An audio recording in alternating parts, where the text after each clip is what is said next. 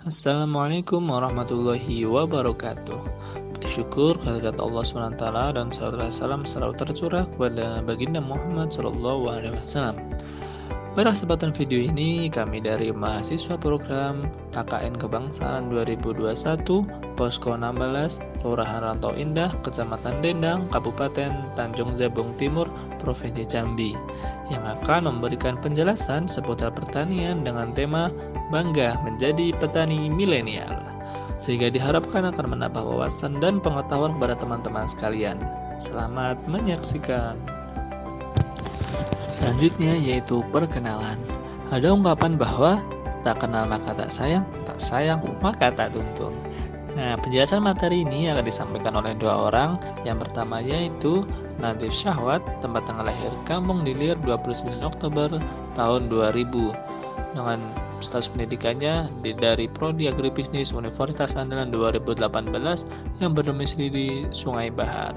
Yang kedua yaitu Abdul Latif Al-Ghifari, tempat tanggal lahir Gunung Sugih 15 Mei 1999 dan nilai pendidikan di Prodi Agribisnis Universitas 11 Maret Surakarta 2018 yang berdomisili di Lampung Tengah.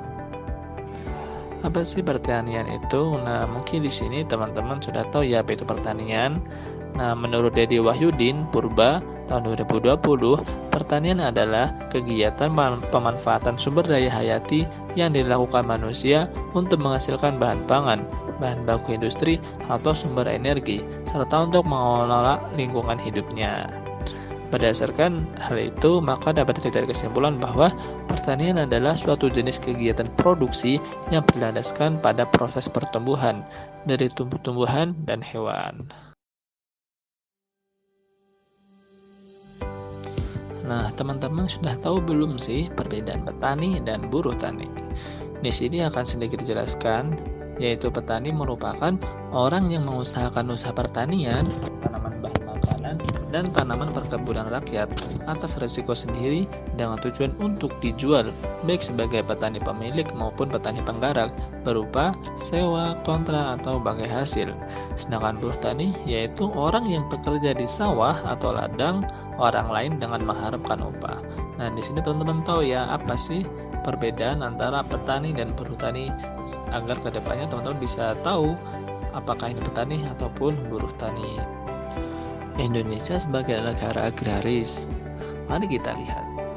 Indonesia selain sebagai dikenal dengan negara maritim, juga dikenal dengan negara agraris karena sebagian besar penduduknya bermata pencaharian sebagai petani.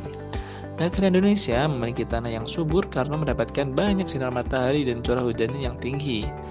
Berdasarkan informasi dari suamerdekasolo.com, saat ini Indonesia menjadi negara agraris tropis terbesar di dunia setelah Brazil. Dari 27% zona tropis di dunia, Indonesia memiliki 11% wilayah tropis, sehingga menjadikan Indonesia dikenal dengan negara agraris. Faktanya adalah bahwa sebagian besar mata pencaharian penduduk Indonesia berasal dari sektor pertanian dan menjadikan sektor pertanian sebagai salah satu pilar besar perekonomian Indonesia. Itulah mengapa negara kita disebut sebagai negara agraris. Di sektor pertanian Indonesia memiliki beragam jenis tanaman. Hal ini didukung kondisi iklim tropis yang berbeda.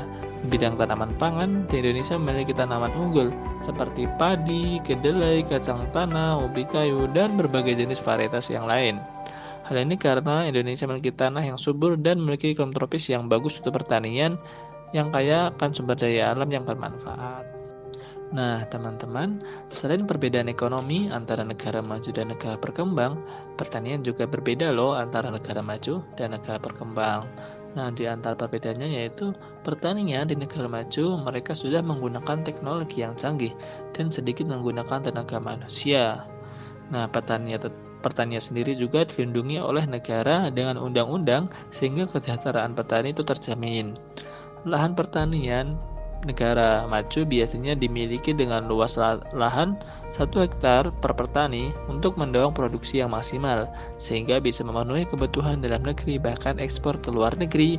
Sedangkan untuk pertanian negara berkembang, pola pertaniannya masih banyak mengikuti kebiasaan lama atau caranya turun-temurun dalam bercocok tanam, dan masih banyak menggunakan tenaga manusia yang sifatnya manual. Nah, lahannya dikelola pun mayoritas menyewa, bukan pribadi sehingga harus mengeluarkan biaya sewa. Nah, di sini sudah terlihat ya perbedaan pertanian negara maju dan negara berkembang. Setelah kita melihat perbedaan antara pertanian negara maju dan negara berkembang, lalu bagaimana dengan pertanian di Indonesia sekarang? Nah, berikut fakta-faktanya. Di antaranya yaitu pertanian di Indonesia itu masih dalam skala kecil dan belum berskala besar. Nah, pertanian Indonesia juga masih memiliki modal yang terbatas hingga belum memaksimalkan potensi yang ada. Lalu masih menggunakan teknologi yang masih sederhana dan wilayah pasar lokal yang memiliki rantai pasok yang panjang. Dan petani hanya menjual produk primer. Di sini sudah kita lihat bahwa Indonesia masuk pada kategori pertanian negara berkembang. Nah, setelah melihat fakta-fakta di atas, maka diperlukannya pembangunan pertanian nih teman-teman. Nah, kenapa perlu dilakukan pembangunan pertanian? Karena pembangunan pertanian Indonesia dianggap penting dari keseluruhan pembangunan nasional. Ada beberapa hal yang mendasari mengapa pembangunan pertanian di Indonesia mempunyai peranan penting, antara lain yaitu potensi sumber daya alam yang besar dan beragam, pangsa terhadap pendapatan nasional yang cukup besar, besarnya pangsa terhadap ekspor nasional, dan besarnya penduduk Indonesia yang menggantungkan hidupnya pada sektor ini. Perannya dalam penyediaan pangan masyarakat dan menjadi basis pertumbuhan di pedesaan. Potensi pertanian di Indonesia yang besar, namun pada kenyataannya sampai saat ini sebagian besar dari petani kita masih banyak yang termasuk dalam golongan miskin. Hal ini mengidentifikasikan bahwa pemerintah pada masa lalu bukan saja kurang memberdayakan petani, tetapi juga terhadap sektor pertanian. Selain itu, masih ditambah lagi dengan permasalahan-permasalahan yang menghambat pembangunan pertanian Indonesia, seperti pembaruan agraria berupa konversi lahan pertanian menjadi lahan non-pertanian yang semakin tidak terkendali lagi. Lalu ada juga kurangnya penyediaan benih bermutu bagi petani, kelangkaan pupuk pada saat musim tanam datang, swasembada beras yang tidak meningkatkan kesejahteraan petani, dan kasus-kasus pelanggaran hak asasi petani. Hal ini menuntut pemerintah untuk dapat lebih serius lagi dalam upaya penyelesaian masalah pertanian di Indonesia demi terwujudnya pembangunan pertanian Indonesia yang lebih maju demi tercapainya kesejahteraan masyarakat Indonesia. Jumlah petani di Indonesia. Nah, mari kita lihat berapa sih jumlah petani di Indonesia. Nah, berdasarkan Badan Pusat Statistik Indonesia, dapat kita lihat di slide bahwa usia petani di Indonesia didominasi oleh usia 45 hingga 54 tahun dengan jumlah hampir 8 juta orang, disusul dengan usia 33 hingga 46 dan 54 hingga 64 tahun yang jumlahnya lebih dari 66 juta orang. Dan yang paling kecil jumlahnya yaitu usia kurang dari 25 tahun. Ternyata petani milenial atau usia muda sangat sedikit ya teman-teman. Setelah melihat data di atas, maka kita sudah tahu ya, petani muda di usia kurang dari 25 tahun sangatlah sedikit. Kini sektor pertanian memang sudah mulai ditinggalkan oleh para pemuda. Berdasarkan riset yang dilakukan oleh BPS, hanya sekitar 23% dari total seluruh pemuda di Indonesia, khususnya generasi milenial, yang tertarik untuk terjun ke sektor pertanian. Sisanya kebanyakan dari mereka lebih memilih untuk ke kota, bekerja di perusahaan-perusahaan besar multinasional. Padahal, berbisnis di pertanian masih cukup menjanjikan di zaman semodern sekarang. Pasalnya, komoditas pertanian masih menjadi kebutuhan pokok agar manusia dapat bertahan hidup.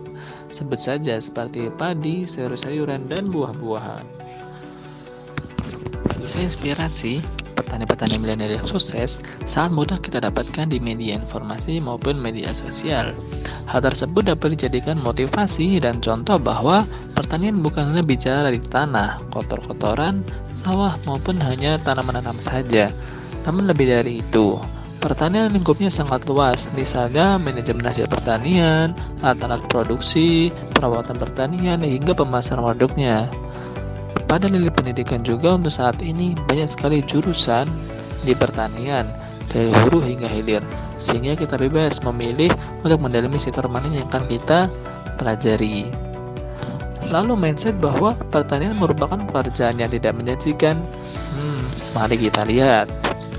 Dengan jumlah populasi manusia yang semakin banyak, diperlukan pula bahan makanan yang banyak untuk memenuhi kebutuhannya.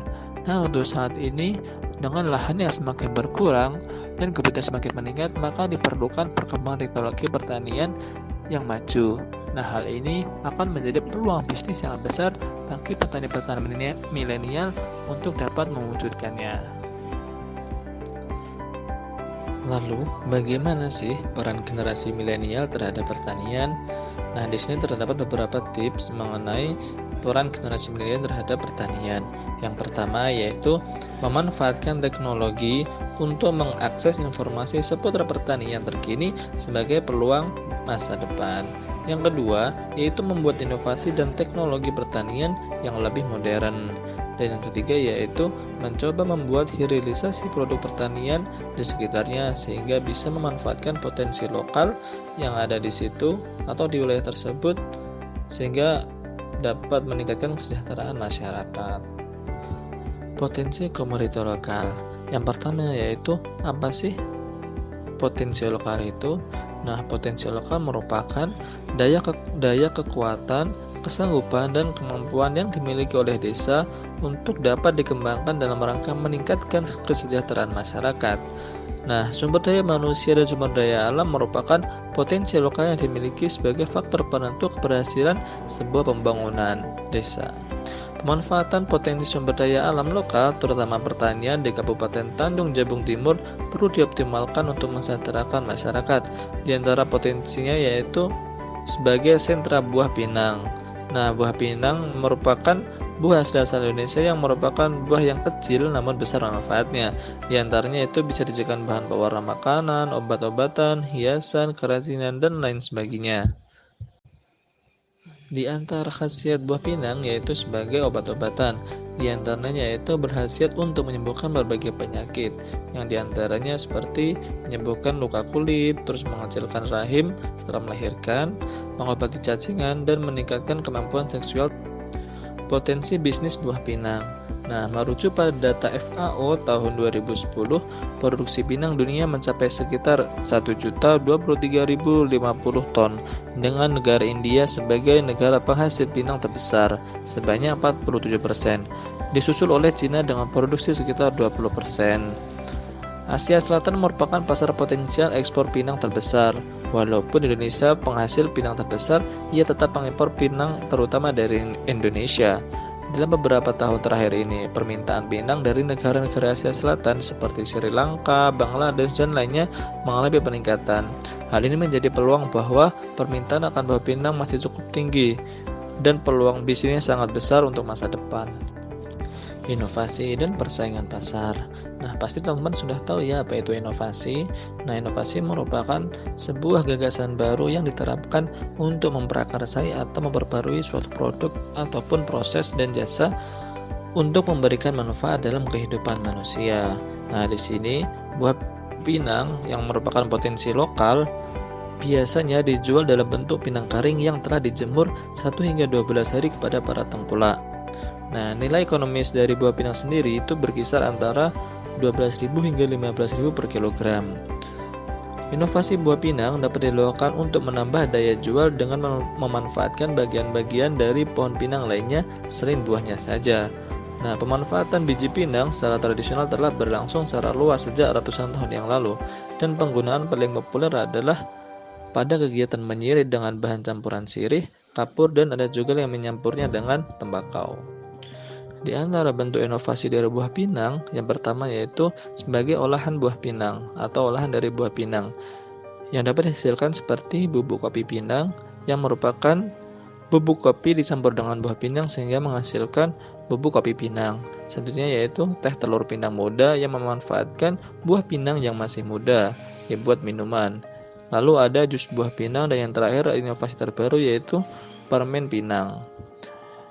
Inovasi yang kedua yaitu dari industri manufaktur yang memanfaatkan opih pinang, yang mana dimanfaatkan seperti footwear mulai dari sendok, garpu, mangkuk, piring, tas, sandal, meja belajar, lukisan dinding, bingkai foto, dompet, dan lain sebagainya. Nah, untuk footwear ini bisa dikatakan opih pinang bisa menggantikan plastik, dan melanin sebagai bahan bakunya, sehingga sangat eco-friendly. Dan yang ketiga yaitu pemanfaatan limbah kulit pindang menjadi asap cair, yang merupakan hasil penelitian dari Universitas Jambi dan terus dikembangkan hingga saat ini. Terdapat motivasi dari Tan Malaka untuk kita semua, yaitu bila kaum muda yang telah belajar di sekolah dan menganggap dirinya terlalu tinggi dan pintar untuk melebur dengan masyarakat yang bekerja dengan cangkul dan hanya memiliki cita-cita yang sederhana, maka lebih baik pendidikan itu tidak diberikan sama sekali. Nah, setelah kita sedikit belajar tentang pertanian Indonesia, khususnya tanaman pinang di Kabupaten Tanjung Jabung Timur, diharapkan teman-teman sekalian semakin termotivasi untuk meneruskan perjuangan memajukan pertanian Indonesia dan bisa menemukan inovasi-inovasi terutama pada tanaman pinang, baik dalam pemanfaatan bagian tanaman ataupun produk turunannya dari buah pinang itu sendiri, sehingga bisa menambah daya jual, daya saing dengan produk lain baik itu dalam negeri maupun luar negeri, dan tidak berhenti pada produk primer yaitu pinang kering. Lalu inovasi bukan hanya menemukan sesuatu yang baru, namun bisa juga menyempurnakan dari produk yang sudah ada menjadi lebih baik lagi, termasuk dari segi pemasaran, packaging, dan lain sebagainya. Semoga yang sedikit ini dari kami dapat menambah wawasan teman-teman sekalian mengenai pertanian untuk kaum milenial. Kami ucapkan terima kasih. Wassalamualaikum warahmatullahi wabarakatuh.